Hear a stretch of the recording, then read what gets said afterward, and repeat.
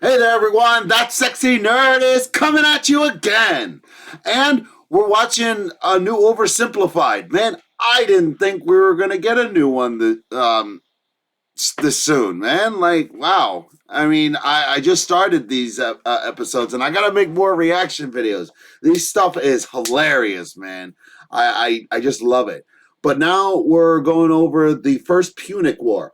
And I have to admit, Rome is, at least early Rome. After Caesar, I'm very knowledgeable about. Like, not after Caesar, but like when Caesar comes about. And also, Spartacus and such like that. But, that's all here nor there. But the first Punic War, I don't know that much about it. I feel like it has, I feel it's basically like the first really big war that Rome ever fought, and I think there was still a republic at the time. Yeah.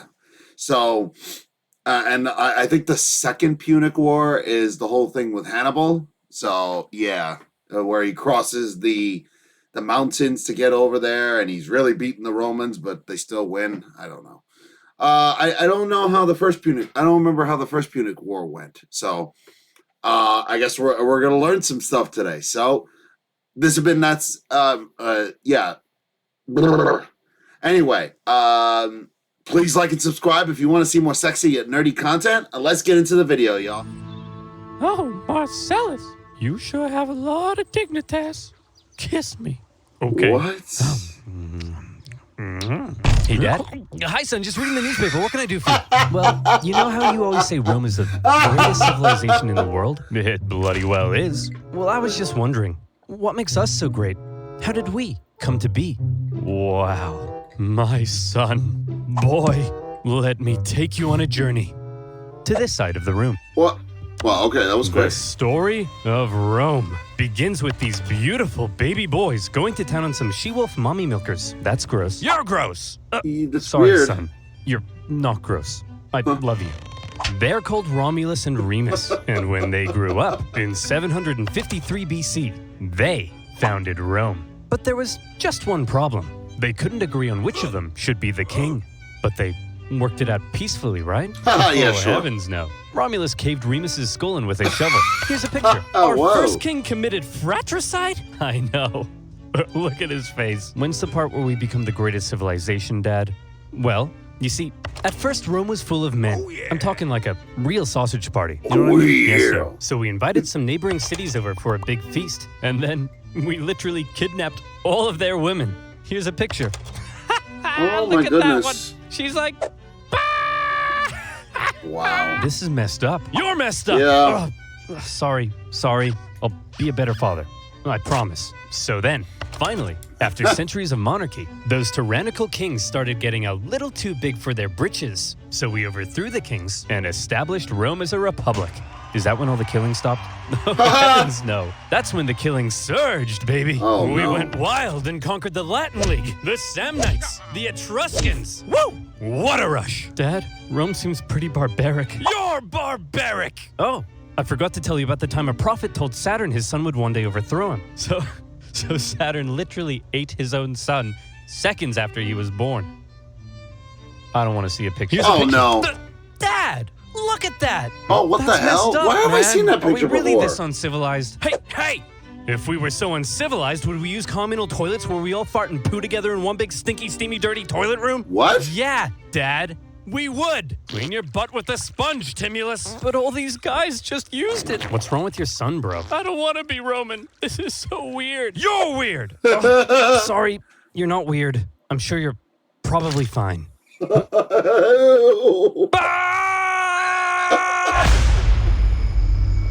Oh, man. He smeared him with crap. The Roman Republic, a nation that, since its foundation, had been stabbing necks all the way down the Italian peninsula. But this isn't the famous Roman Empire that ruled Yeah, the not world. yet. They gotta Not stab yet, everybody anyway. else in the This neck is a first. relatively juvenile Rome, still just a regional power. Bum, In bum. 264 BC, the big daddy of the Western Mediterranean was Carthage. Let's rewind a bit. Carthage was founded in 814 BC when some Phoenicians in Tyre had a mega surplus of goods and decided to export those goods across the Mediterranean. They became the dominant trading power in the region, and to support their growing trade network, the Phoenicians established a number of colonies, one of which was Carthage. Therefore, Carthage began its life as a Phoenician trade colony, and the Carthaginians were actually Phoenicians. Or, if you're a Latin-speaking Roman, they were Punic. Hence Punic. the name of the video. Oh, Over the centuries, Carthage gradually I had no expanded idea. and became the region's base of power. Just like Rome, Carthage was a semi-democratic republic with its own senate and judiciary. But there were yeah. also some pretty hefty differences between the two. While Rome was big into farming and stabbing people in the neck, the Carthaginians, on the other hand, just like their Phoenician forefathers, had built their power through trade and navigating the waves. They went here and there, selling ivory tusks, gold, and slaves. And as a result, Wow. they were rolling in it. Whenever they weren't busy swimming around in their copious hoards of money, in their spare time, they also possibly enjoyed sacrificing their children to Baal, the god of... Let me just check my notes. Ah, yes. Plant fertility. Oh boy, these Really? figs aren't looking too hot.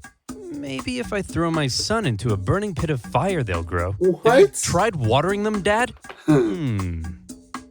No, we'll try that second. As a result of all their trading, Carthage had emerged as one of the Mediterranean's superpowers. But wait, they said. Rome? What the heck is that? Well, I know it's a pretty obscure little country that you've probably never heard of.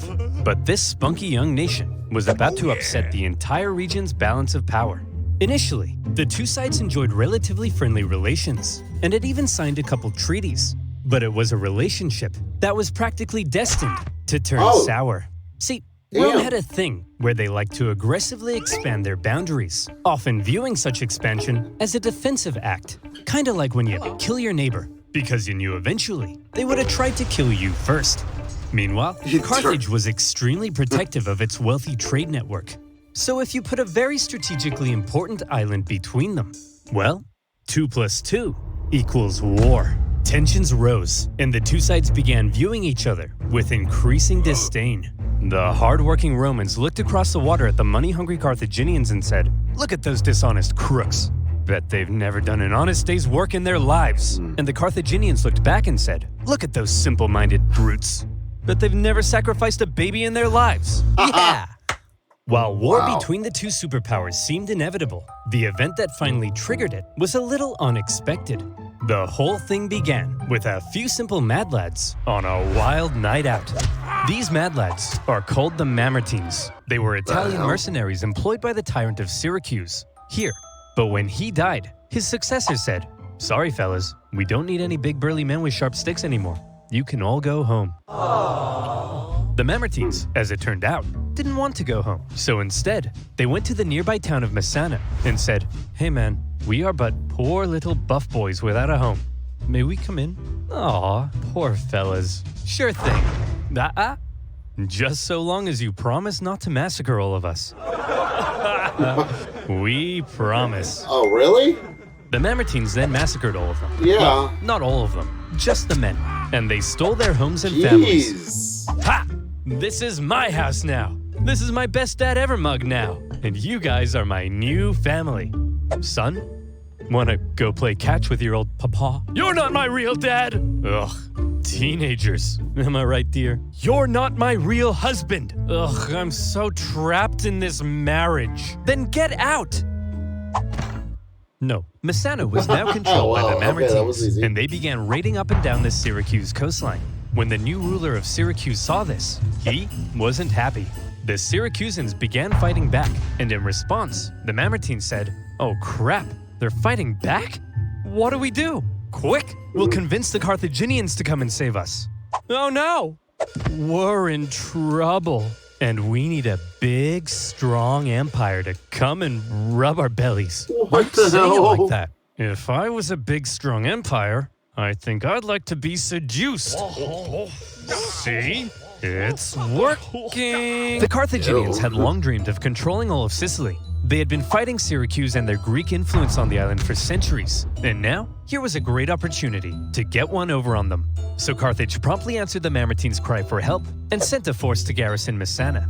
As it turned out, however, some within the ranks of the Mamertines weren't too happy with the occupying Carthaginians, and they sent out a second cry for help to Rome.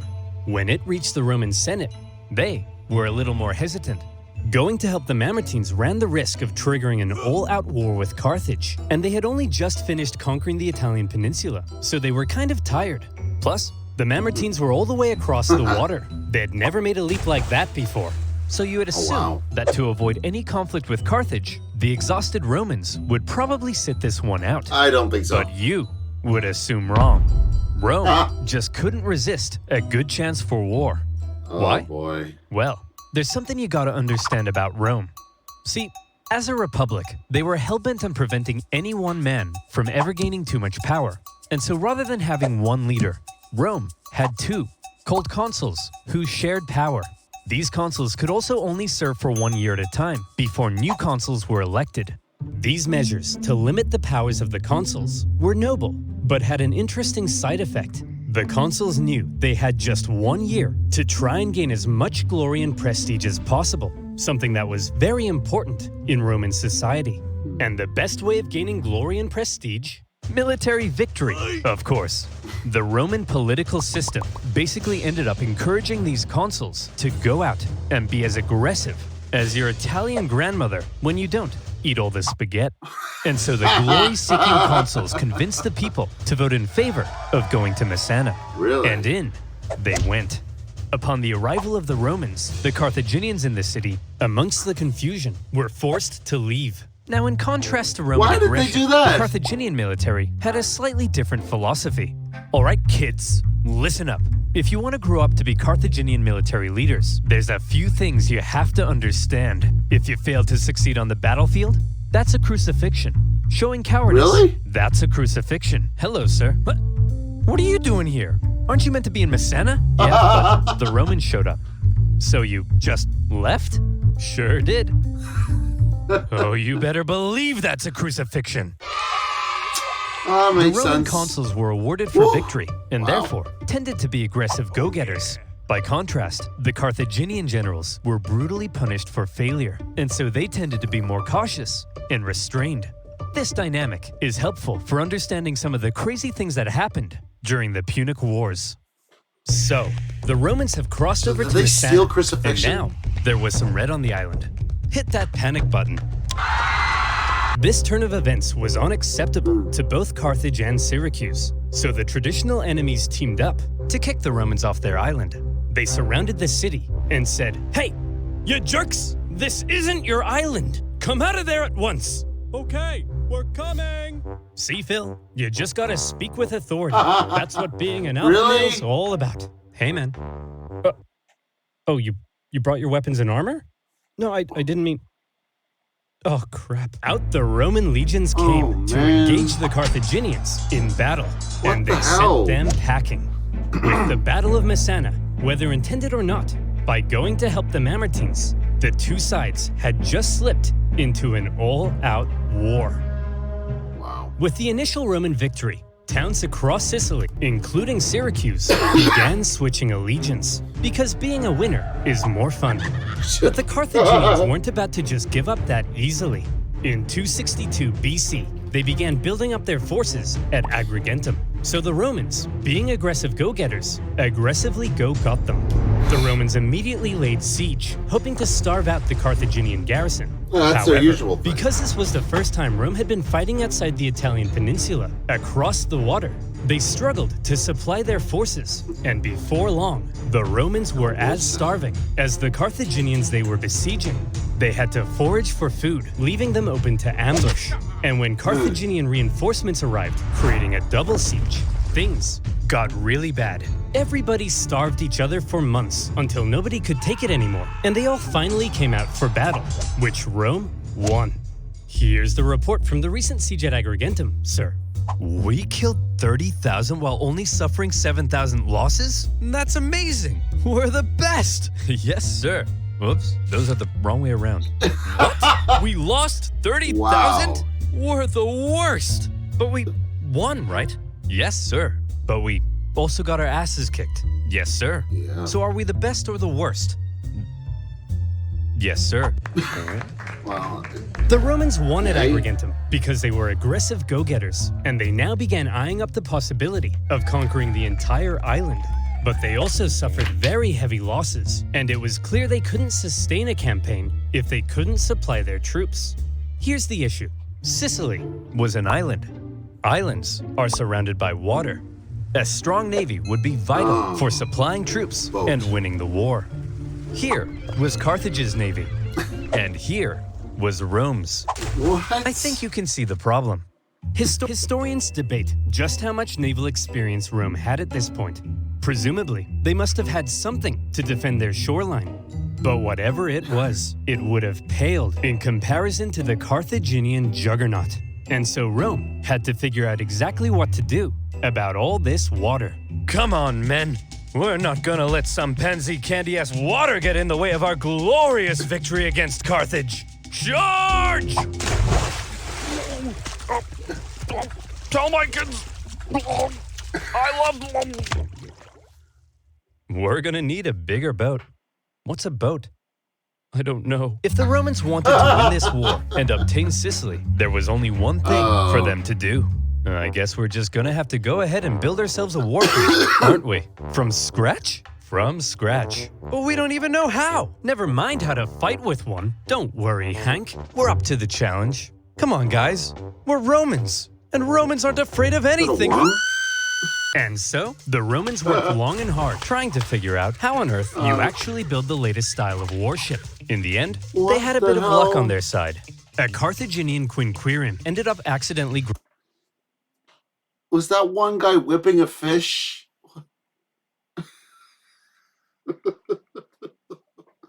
Oh man, this guy is great. I love him. grounding on Italian soil. The Romans found it and copied the design. While the new fleet was being built, the Romans trained rowers on land. And would you believe it? The Romans put together a full fighting fleet of 120 warships in just 2 months. A staggering feat. Now, I know what you're thinking, but oversimplified. If the Romans can build a war fleet from scratch in 2 months, then why does it take you half a year to make a video? Well, my valued subscriber, I think you should shut up. What the heck? How on earth did the Romans learn how to build a war fleet? This shouldn't be happening. From what I hear, they copied the design from us, sir. Well, how on earth did they get the blueprint, Carl? I don't know, sir. But I'll tell you what. If you're worried about people stealing your data, no, and you want to protect yourself from outside threats, don't you dare. Then you, my friend, if you mention NordVPN, I'll scream. Should use NordVPN. Do you like corporations knowing everything about you and then selling your data to advertisers who convince you to buy things you don't need in an aggregatum? /oversimplified. You gotta admit that at least he knows how to entertain you before he sells you the ad. And as always, you'll be supporting my channel. So thank you. Now where were we? Oh yeah, the siege at Agrigentum, supply issues, and building a war fleet. Not again. So now the Romans have a navy, and it's time to put it to the test. But how does one wage ancient naval warfare? Easy. All of the ships had giant bronze rams on the front, so all you had to do was outmaneuver the enemy and give him the jimmies. Easy as pie.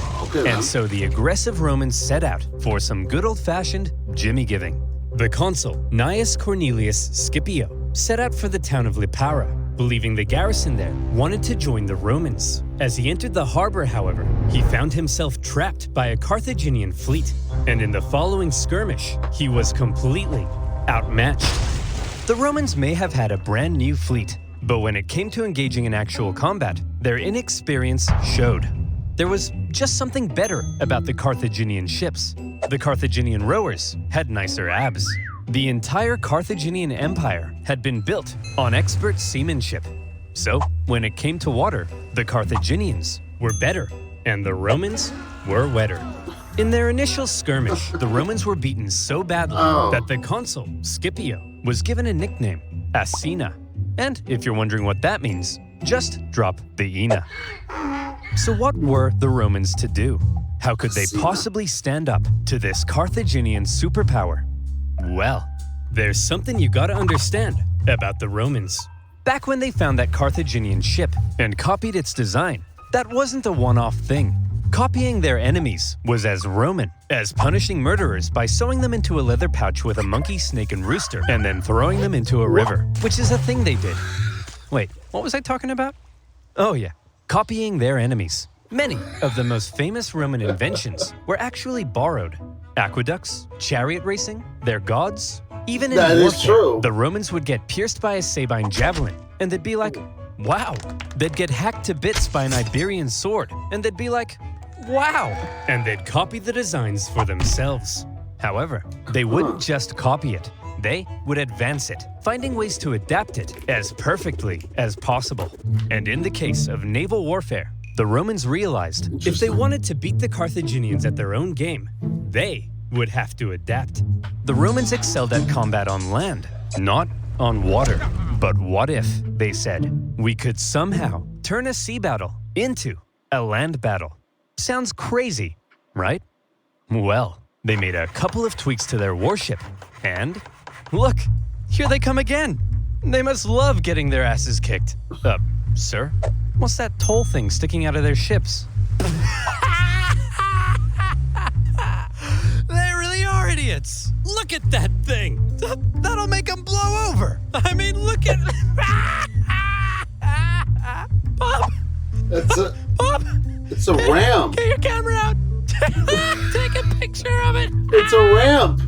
It's gonna fuck you up. How stupid can you be? Let's just add a big wooden tower to our ship that'll weigh us down and blow us over in the wind.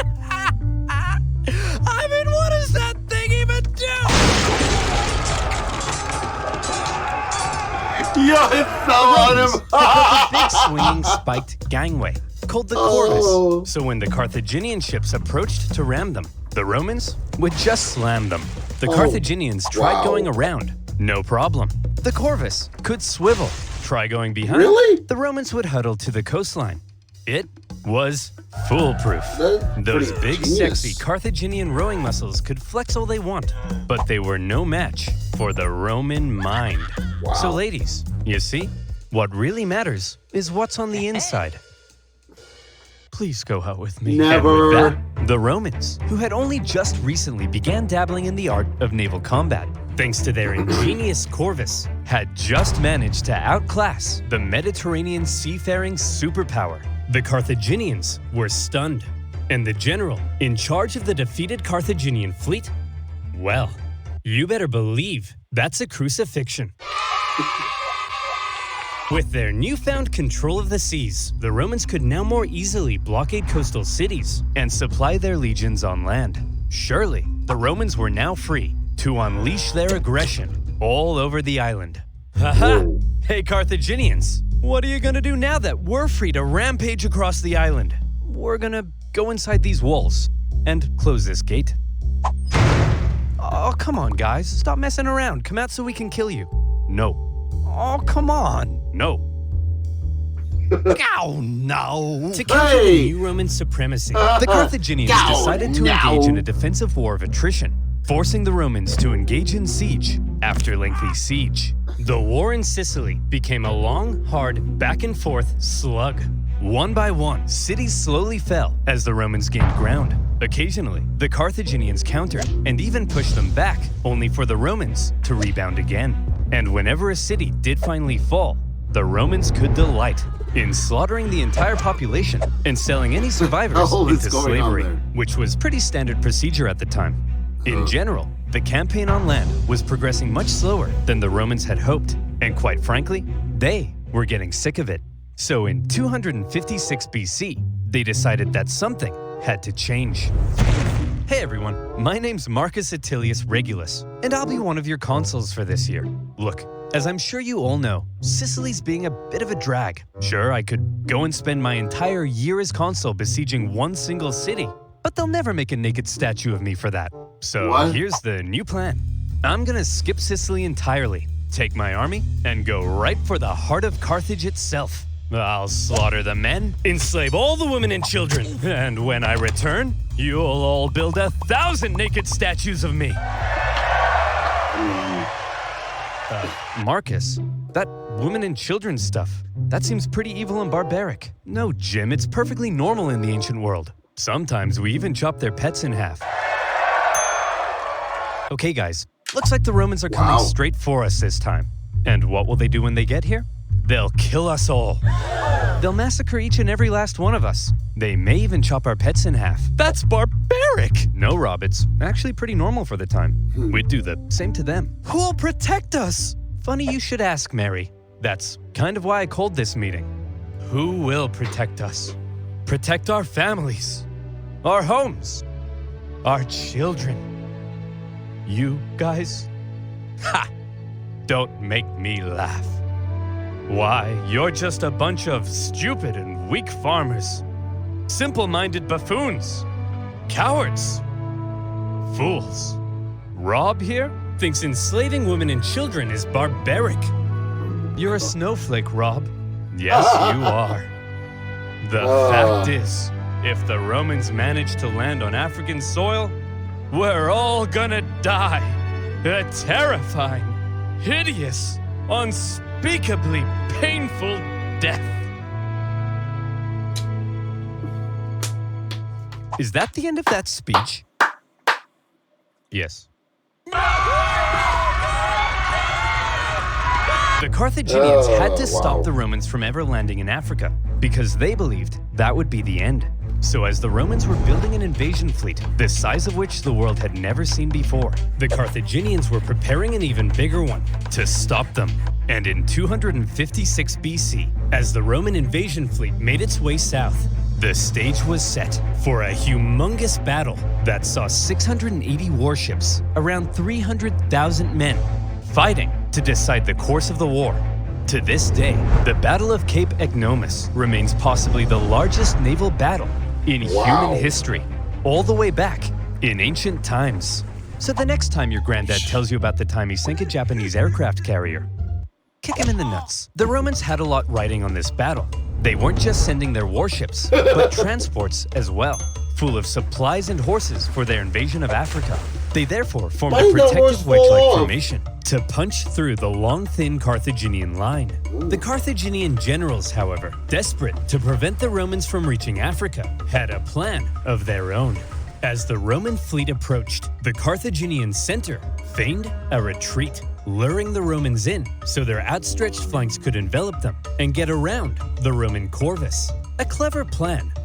But with such a huge battle and so many ships crowded together, the Carthaginians struggled to maneuver as hoped. And in the chaos, 3 separate battles emerged across the huge battle space. With the number of ships limiting their ability to maneuver, the Carthaginians became sitting ducks, and all the Romans had to do was start swinging. The Roman center came out on top and were then able to turn around and rescue their pinned down flanks. The Battle of Cape Ignomus was a Roman victory. After the gigantic battle at Cape Ignomus, the Romans were now free to land on African soil, and so they did. The Carthaginians chose to focus on defending the city of Carthage itself, so the Romans immediately took the city of Aspis and were then free to raid and plunder the countryside. They took over 20,000 slaves and a ton of booty. But then, some orders arrived from the Senate. Send home the booty. Oh, but I want to stay! No, Steve, not you. They mean the treasure. What the hell? Well, we are not watching any more of this filth. So the other consul left with the booty, leaving Regulus and his forces on their own, and they began advancing towards Carthage. Along the way, according to the ancient writer Livy, they encountered a literal dragon. Now Livy was a Roman historian, so his account may be slightly exaggerated, but this, I believe. As the Romans continued to plunder, the Carthaginian people flooded into the city. Now, not only was it in a major panic, but it was so crowded, the people began to starve. Don't panic, everyone! Look, Don't panic, I know you're all everyone! starving, but I still have food for me. So, you know, it's not all bad. Well, this guy just is a king of making everything worse. You're wasting your tomatoes! And you idiots wonder why you're starving? Oh well, it's just more food for me! Things weren't looking good for Carthage. They had to do something to stop the Romans rampaging throughout their land. So they decided, finally, it was time to put an end to it. They headed out and set up on rough hilly terrain overlooking the Roman camp. Wait a minute. And they prepared for battle. Why? Now, while the Carthaginians were the traditional masters of the sea, on land, they weren't always the brightest. Case in point, setting up in this position overlooking the Roman camp was just about the stupidest thing they could have done. Why? Well, there's something you gotta understand about Carthage. The Carthaginian land forces actually suffered from a multitude of different issues. First of all, since the Carthaginians were rich, they could afford to pay a huge number of foreign mercenaries to fight for them. These mercenaries actually made up the vast majority of Carthage's forces, and therefore, Carthage's land armies were a melting pot of many different cultures. This, however, meant that if a battle wasn't going their way, there could be loyalty issues. Oh. Man, I ain't getting paid enough for this. You Balearic slingers better not be thinking of running away. What did he say? I don't know, man. I don't speak Phoenician. Let's get out of here. Clearly, there were also language issues. The military generals tended to be Carthaginian, but they made a lot of strange decisions. For example, one of the most feared assets of the Carthaginian army were the war elephants. To a Roman soldier who had never even seen an elephant before, this was like fist fighting, a literal monster. Yet the Carthaginians continually kept placing the elephants in the rear, where they were no use. Why? In a similar fashion, the neighboring region of Numidia provided Carthage with the most skilled cavalrymen in the world. But the Carthaginians often chose to fight on rough, uneven terrain, where horses and elephants were less effective. And so, in this case, when the Carthaginians again chose the rough terrain near the Roman Why are camp, they so dumb? the Romans easily sent them packing. Jeez. Wow, Regulus. We're mere miles from Carthage. You sure are amazing. Yes, Steve. I know. I know. Steve, what's the matter? We've almost won. I just wish I could be as great as you, Regulus. Steve, you're amazing. I mean, look at this thing. It's unbelievable. I know, but I mean like at war stuff. I'm such a noob. My tanks always get blown up. I can't even fly an aircraft straight. There we go. Tanks? Aircraft? What are you talking about, Steve? I'm talking about free-to-play in Africa. Get it. Using my link, you'll be supporting my channel. So thank you. Now, where were we? Oh yeah. Invading Africa, getting some booty, and sending the Carthaginians packing. Everything was looking up for Regulus. A Roman victory seemed like it was only a matter of time. But then, Regulus realized something. He had been consul for almost a year, and his term was coming to an end. Oh. He knew that if his successor took over and he finished the job, then he would get the naked statues, not Regulus. And there that was just no won't way do it. Regulus was going to allow that. So he jumped the gun. You there, Carthaginian boy, I want you to deliver a message to your elders. I, Marcus Attilius Regulus, demand the total and unconditional surrender of Carthage. Unconditional surrender? Jeez, at least lay siege and starve us all to death first. Just deliver the message, you punk! He demands your total surrender. What? Jeez, at least lay siege and starve us all to death first. Hey, that's what I said. Well, boys, this Roman thinks we're out. But we're not out, are we, boys? No! We'll do what we always do in times like this. Run Hire away? somebody else to solve our problems for us. Okay, Darren, fine. bring in the Spartan. Spartan. Regulus's overly harsh demands had had the unintended effect of reinvigorating Carthaginian resolve. They brought in a mercenary from the Gotta kiss famed his land of face. Sparta named Xanthippus to help dig them out of this Xanthippus. situation. And we all know what Spartans are like. Spartans! Xanthippus What is your showed up profession? and immediately took charge. He had a look around and said, "You idiots, put the elephants in front of the army Oh, so they can good. smash into the Romans. And stop fighting on rough, uneven terrain. Find a big flat field so your superior cavalry can do their job." Wow. What's this I hear about you giving a speech telling everyone they're gonna die? Hey, I was just telling the people the truth. You're a politician. Lie to the people. And so Xanthippus led out the newly reformed Carthaginian army to meet Regulus in the Battle of the Bagradas River. The elephants, now in the front, smashed into the Roman lines, causing disarray. The cavalry, with total freedom of movement, outflanked the Roman infantry. Thanks to this impressive Spartan, the battle was a total Carthaginian victory. And Xanthippus, for his stunning victory, was forced to flee Carthage because the leadership got jealous. Regulus, the Roman consul, was captured during that's the stupid. battle. These people are Legend gonna has lose, it, aren't he was they? brought before the Carthaginian council, and they made a proposition. Well, Reggie, not looking so good anymore, is it? Looks like we beat you pretty bad, huh?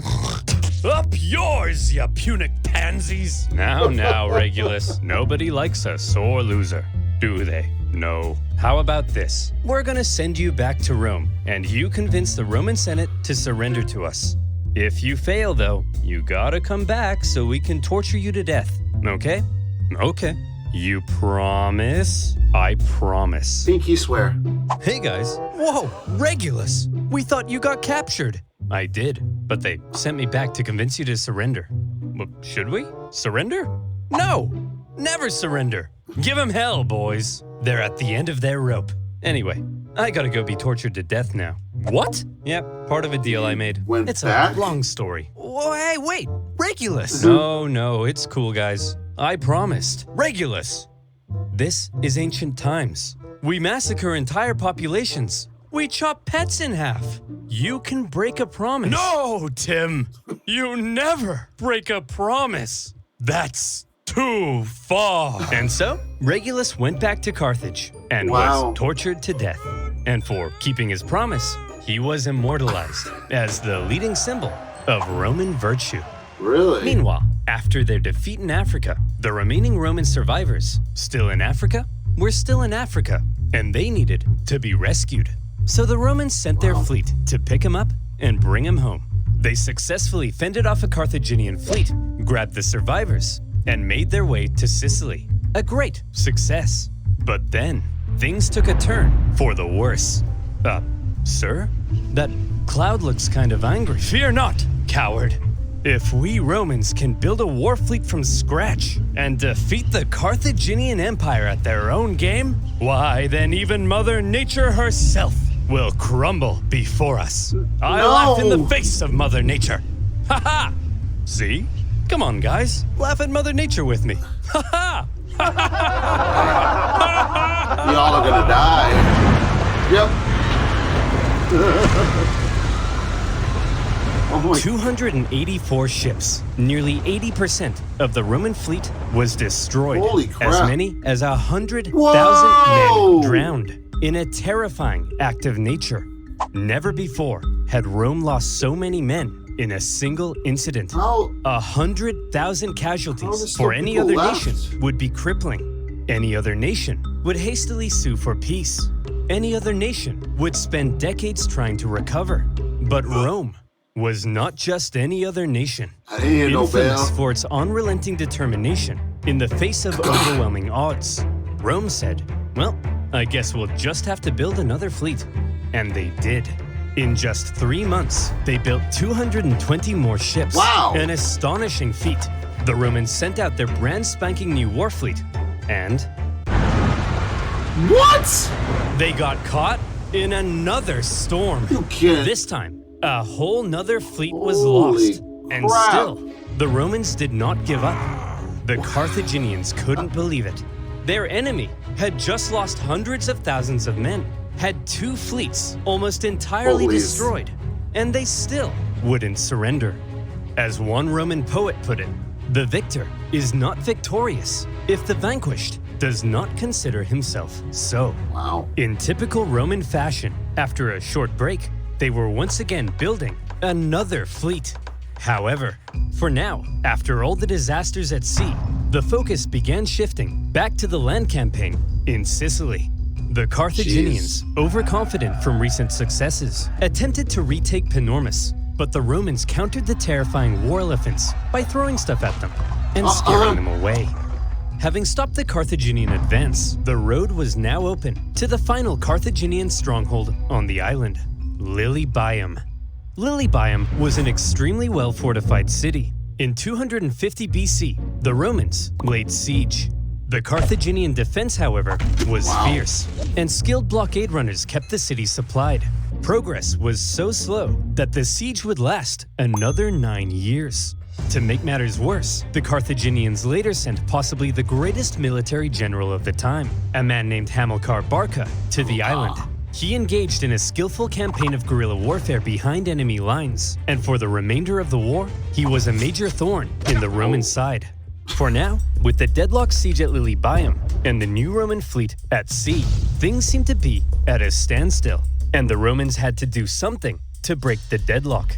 Thankfully, the Roman consul, Clodius Pulcher, had an idea. He tried to get things moving by attacking the Carthaginian fleet at Drepana. Now, before a battle, to predict if they would win, it was common for the Romans to look for signs from the gods. This could mean observing the weather or inspecting some cow livers. You know, typical religion stuff. In this case, Pulcher reportedly tried to feed some sacred chickens, but unfortunately for him, they wouldn't eat a crumb. A very bad sign. Well, he said, if they won't eat, then let them drink! Stupid chickens! We'll observe the weather instead. Gods, give me a sign. Ignore that. Okay, how about this? If I can get this piece of paper into that trash basket, we'll win. Okay, if I can stand here silently for 5 seconds and do nothing, we'll win. Dammit! Pulcher chose to ignore the signs from the gods, and in the following battle, the superior Carthaginians tore them to shreds. It also didn't help that by now the Romans had removed the corvus to stabilize their ships, and without their secret weapon, it was a disaster, and Pulcher was disgraced. To make matters worse, the victorious Carthaginian fleet then went on to intercept a Roman supply fleet on its way to Lilybaeum. As they approached, however, they saw the signs of an incoming storm, so they took shelter. The Romans, on the other hand, said, "Onward, men! Set sail! We've got to deliver these supplies stat!" But sir, those clouds, don't you think we ought to have learned our lesson by now? Yes, no. Brian, we ought to have. But we haven't. Another fleet and 50,000 men lost in another storm. Disaster. Now, at this point, there still really isn't a clear winner. Sure, the Romans have captured most of Sicily and cornered the Carthaginian land forces at Lilybaeum, but the continued disasters at sea were critically depleting their resources, and without a strong fleet, Rome could not win. Meanwhile, Hamilcar Barca was still knocking about and creating even more problems. So, where do we go from here? How does this war finally end? By now, the two sides had been fighting for 23 years. 23 years. They were exhausted. Their money, their resources, their strength were all utterly spent.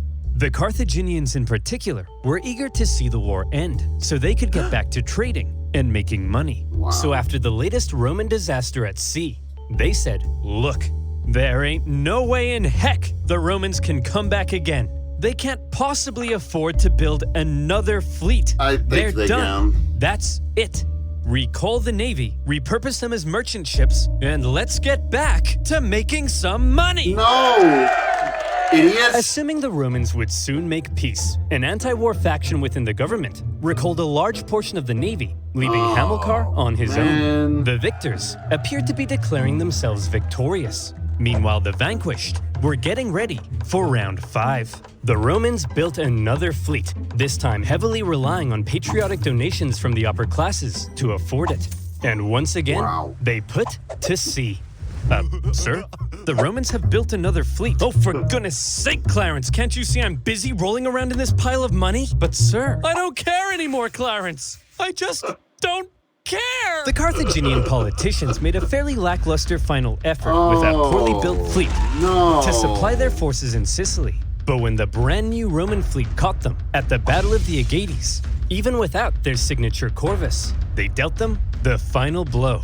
And that was that. 23 years of war. Neither side could afford to keep fighting, but the Romans showed that they intended to anyway.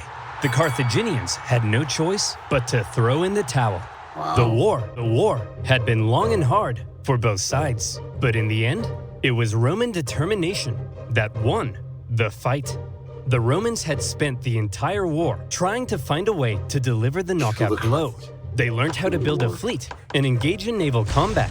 They developed ingenious new ways of waging war. They attempted an invasion of the Carthaginian heartland, and whenever disasters struck them, they always came back, again and again. The Carthaginians, on the other hand, spent the entire war watching whatever Rome did, and then figuring out how to respond.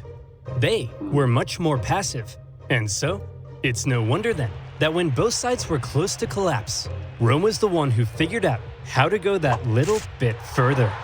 In 241 BC, the Carthaginian politicians sent word to Hamilcar Barca that he was on his own and could choose to make peace with the Romans if he wished. Hamilcar was stunned. Like, nah. He felt betrayed by the politicians. Some sources say he refused to even negotiate. Nevertheless, terms had to be drawn up. Well, Hammy, I'm glad you Carthaginians have finally come to your senses and recognized who the true winner is. How many fleets did you lose? Okay, here are our terms. You leave Sicily to us and return all of our prisoners. You're not allowed to make war against Syracuse or her allies, and you have to pay us 2,200 talents of silver over the next 20 years. What's a talent of silver? Well, to put it in perspective, in the year 2022, that'll be worth around, let's say, 40 million US dollars. What? Ay, caramba! That will cripple us! Wow, we got a real smart guy over here. Yeah, that's kind of the point, you dingus. Ugh, I guess I have no choice. I accept. Great! Oh, by the way, we changed our minds. You actually have to pay us 3,200 talents of silver over 10 years. Thanks for accepting. Dude! See you later. Hey! You didn't let me say uncool! He didn't let me say uncool. The treaty was extremely punishing, and by switching up the terms at the last minute, they enraged the Carthaginians. But still, one of the longest and deadliest wars at the time was finally over. The Romans had won. They achieved their aim of gaining Sicily, and even though it wasn't part of the peace deal, they took advantage of a weakened Carthage and grabbed Corsica and Sardinia as well. Oh, wow. Roman expansion beyond the Italian peninsula had just begun. The Romans hoped that now the Carthaginians would forever be under their thumb. Unfortunately, the harsh terms they placed on the Carthaginians at the end of the war left a growing anger, one that would come back to haunt them. Yeah. One day, Carthage will have its revenge. That's nice, dear. I'm serious, woman. Maybe not in my Hannibal lifetime, is his but son. perhaps in his, my beautiful son. You are born into a momentous destiny. You shall be Rome's greatest enemy. You'll tear Rome limb from limb. It's true. You'll burn their pathetic city into the ground. You'll slaughter their people, men, women, and children. My child, you are vengeance. Stop telling our baby he's vengeance. But he is, Barbara. He's vengeance. That may be so someday, So but for cute. now, our son has a name, terrible. and you should call him that instead. His name is... Hannibal. Where is Oversimplified? Yes!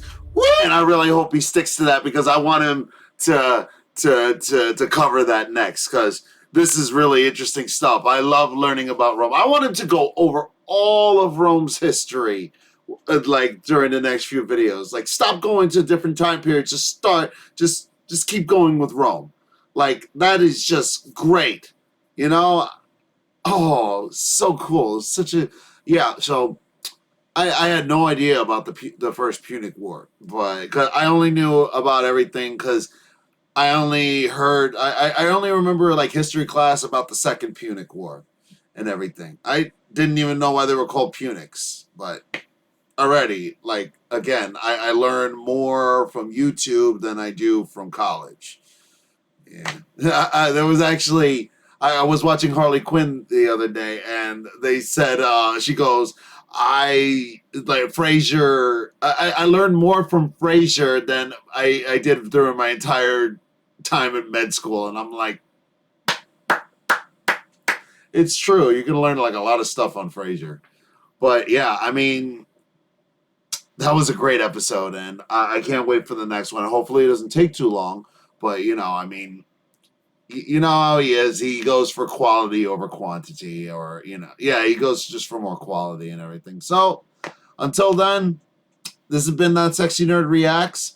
And remember, also, tomorrow is House of the Dragon. Hopefully I can get you that. Hopefully I can get you that out as soon as possible. But until then, please like and subscribe if you want to see more sexy yet nerdy content. And I'll see you all in the next video.